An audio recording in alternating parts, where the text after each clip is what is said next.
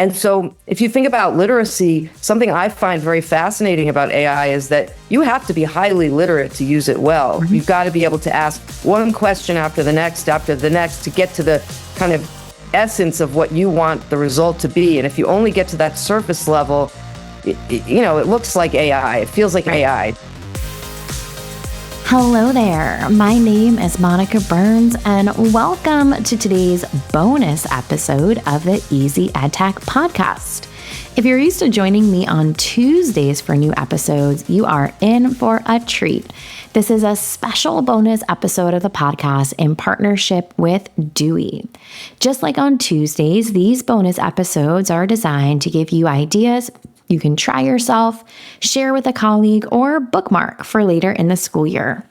If we mention something you'd like to check out, you'll find the link to it in the show notes. So don't forget to head to my website, easyedtechpodcast.com, for all of the links and resources from today's episode. This episode is sponsored by Dewey.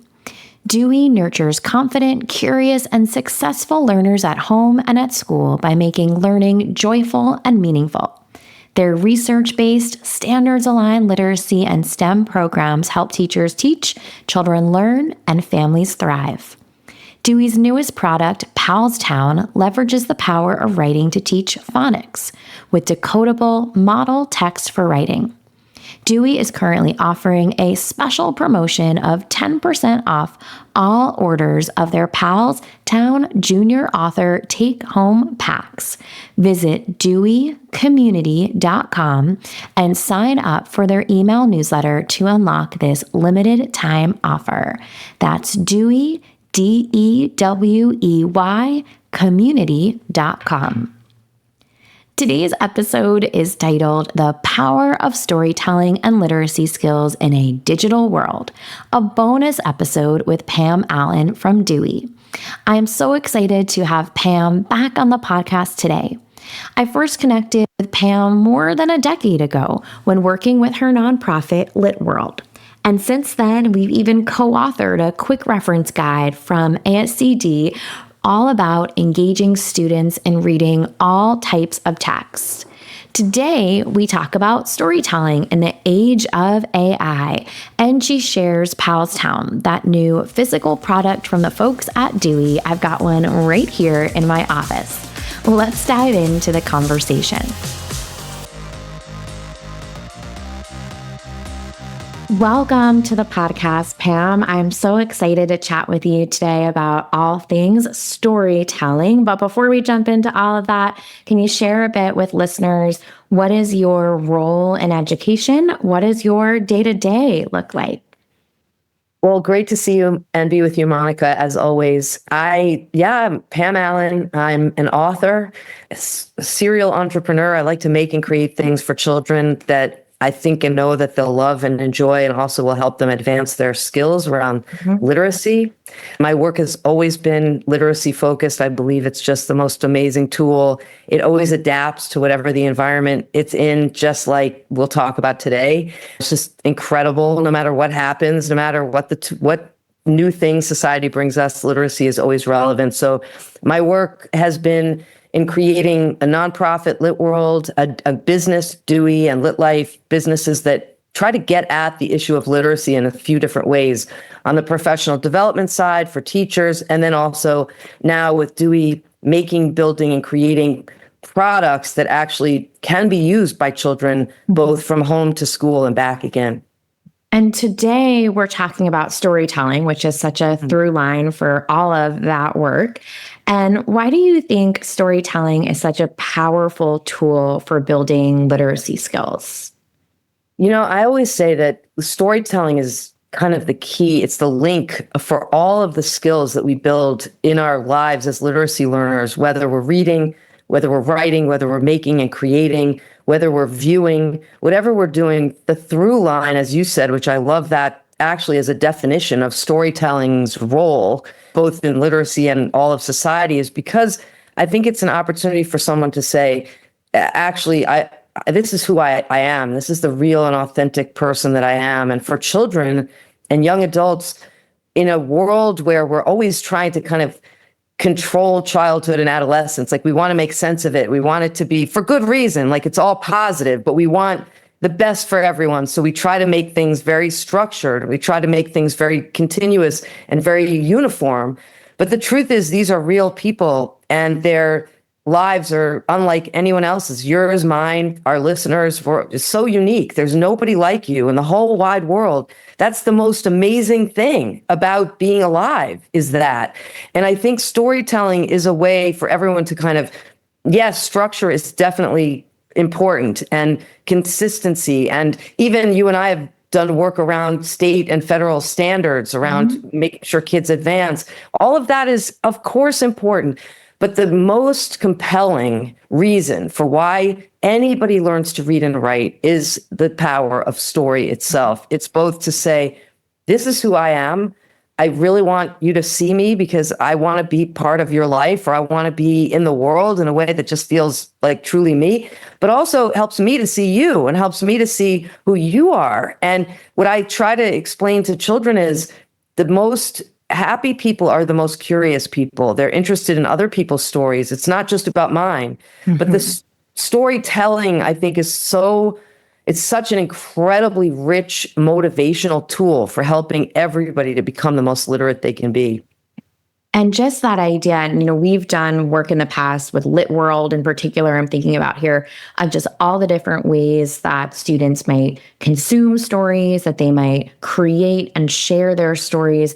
There's so many ways to go about it. So, how do you see digital tools changing the way kids engage with stories today? Are there positives? Are there negatives, pros, cons, or just is all of it, fall into one area?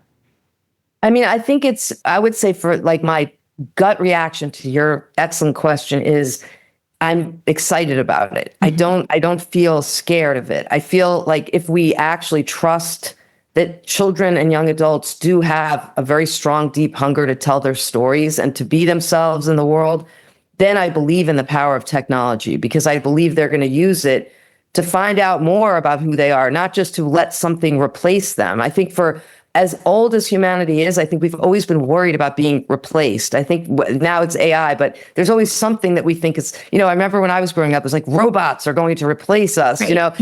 And, the truth is for certain things, actually, it's really nice to have a vacuum cleaner. Like, I don't really want to be the one doing that in slow motion, but I think, it gets obviously more daunting as technology advances and becomes more human-like. I think that's frightening to people, but I have a strong faith in the power of the human heart to supersede a lot of this kind of complete takeover by machines, because I think that no matter what, we want to fall in love. We want to hold a baby and feel that emotion. We want a child in the world goes to the park with a grandfather and comes back and wants to tell that story. No matter what anyone says, that's just always persisted. And I think the beauty of technology is, one, it makes storytelling more accessible to everyone. And to your point about Lit World, something that I'm interested in right now more than ever before maybe is that let's amplify those voices, for example, of girls and women around the world who don't otherwise get to tell their stories. We become more conscious to what's really happening in the world if we really start listening. And technology gives that voice a chance to be heard in a way that we've never had before. So someone who lives someone living in rural Kenya right now can make their voice heard. To me, that's amazing. And then the other thing is just literacy in the classroom, watching children build and create outcomes for themselves, whether it's a performance-based result, like something they're making a video of or something they're doing like that. Those technologies to me is just an enhancement of how fun is that, animating my story or putting music to it or all of those things.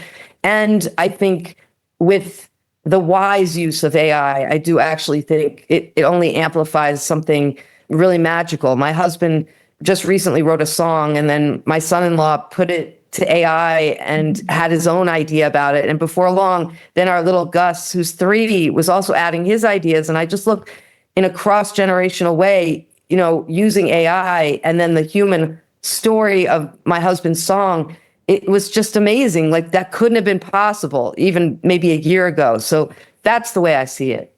And what a creative use case too, right? Of leveraging that kind of technology. It's not just a plug and play or jump from A to Z. There's so many things that happen along that process as you were describing. And I loved your word choice when talking about what technology can do with just access, amplify, right? I think of the word scale a lot when I'm working with groups, that we can just do something on a whole nother level than maybe was possible before. And I want to ask you about the offline experiences and the balance there. But before I do, I can't help but ask a bit about the AI of it all. And, there's been so much talk about AI and writing tools. What opportunities or concerns do you see when it comes to artificial intelligence and authentic storytelling?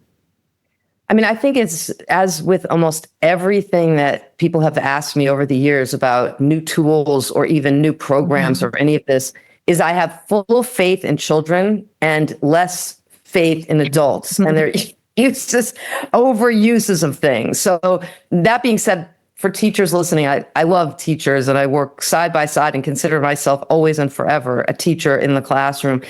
However, I do think we tend as adults to take a lot of things too literally. In other words, someone has told me to use AI, we're going to have to bring this into the classroom, and it can become very formulaic. Whereas children and young adults, watching them interact with these tools as writers, as readers, as storytellers, I see them saying, hold on, my red line is I still want to express myself. I want this tool to help me do that.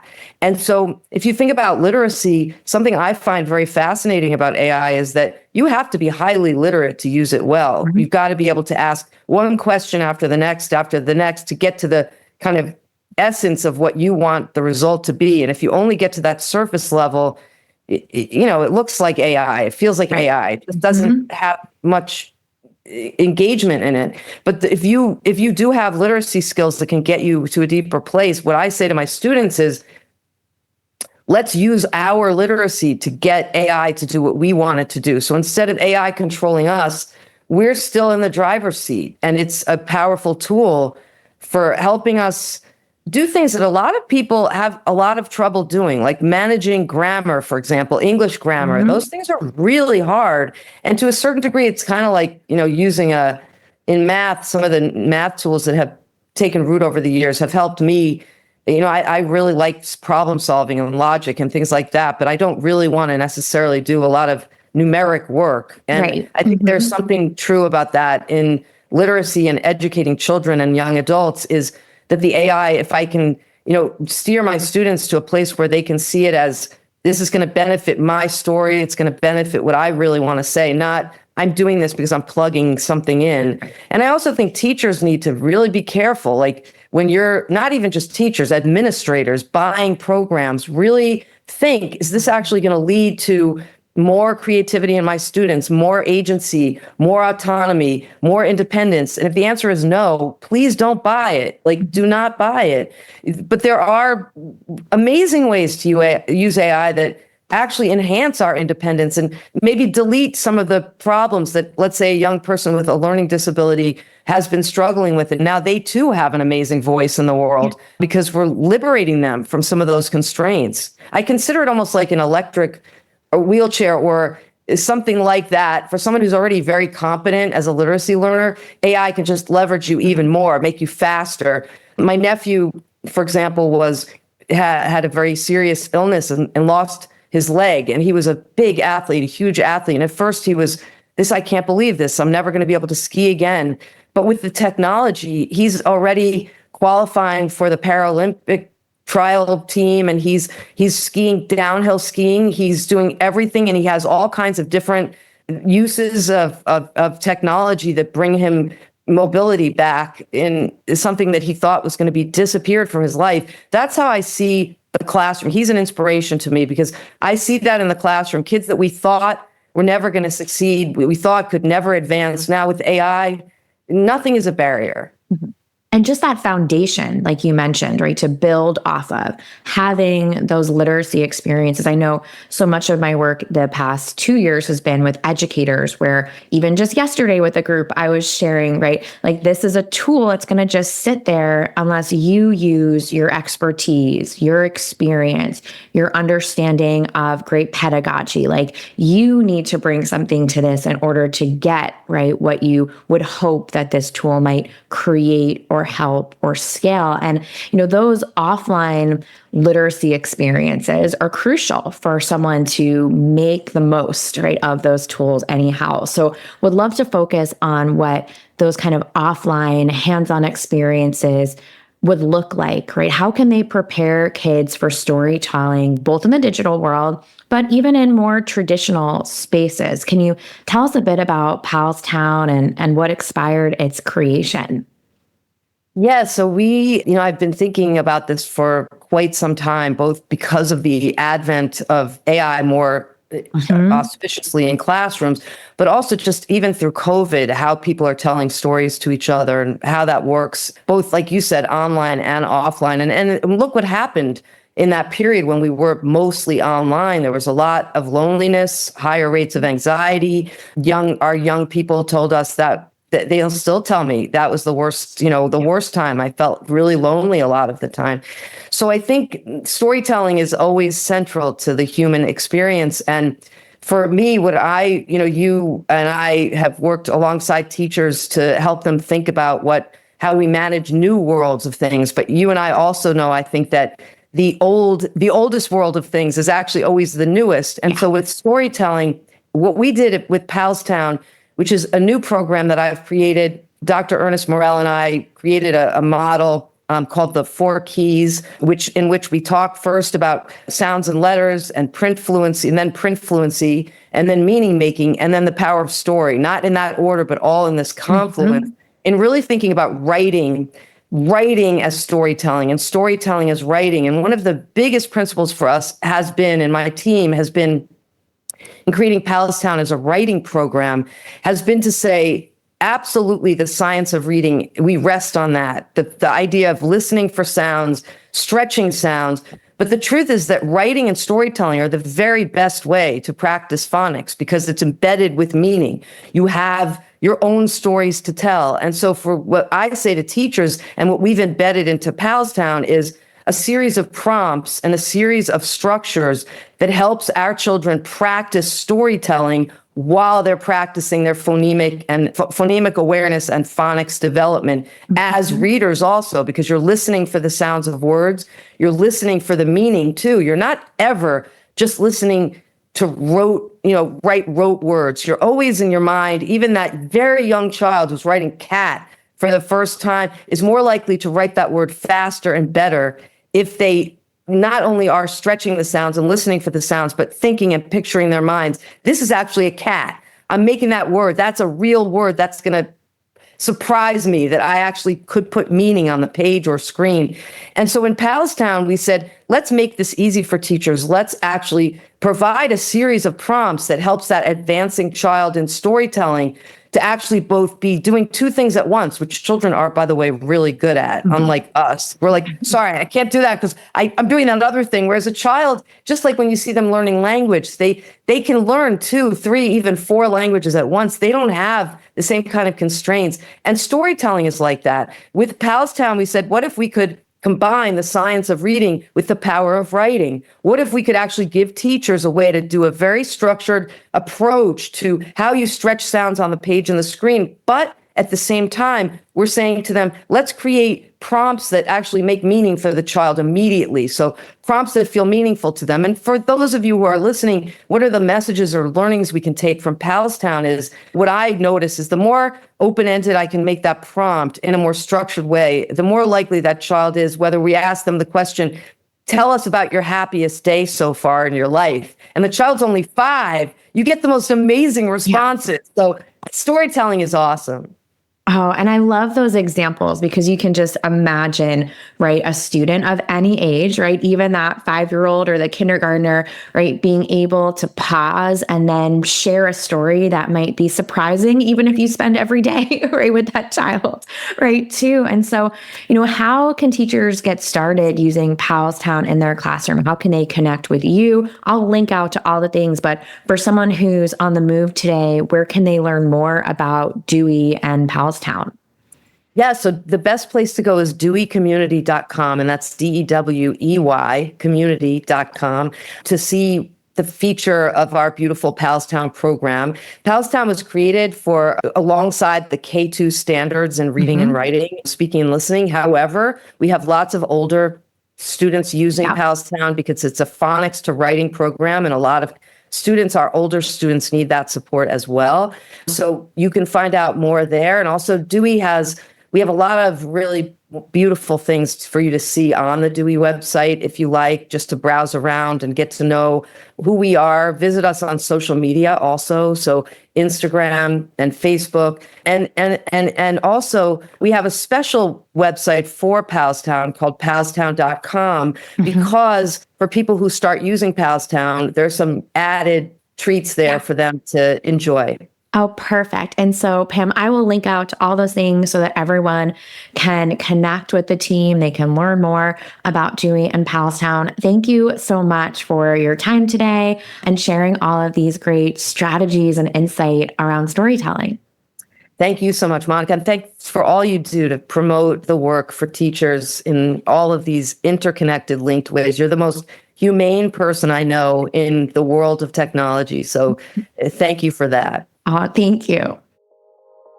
It was so much fun chatting with Pam today. So let's make this EdTech easy with a few key points from the episode. Storytelling connects all literacy skills. Digital tools can help amplify student voices. To make the most of AI, you need a foundation of strong literacy skills. Offline storytelling builds authentic connections. Remember, you can find the show notes and the full list of resources from this episode by heading to easyedtechpodcast.com. That's where you'll find all the ways to connect with the team at Dewey. A huge thank you to Dewey, our sponsor for this episode. To learn more about Dewey's newest phonics to writing solution, Palstown, visit deweycommunity.com and join us in nurturing confident, curious, successful learners at school and at home. That's Dewey, DEWEY, community.com. If you're listening to this episode on Apple Podcasts or Spotify or maybe another favorite app, don't forget to hit the follow button. When you follow along with the podcast, each new episode will download for you automatically. That way, you won't miss a thing.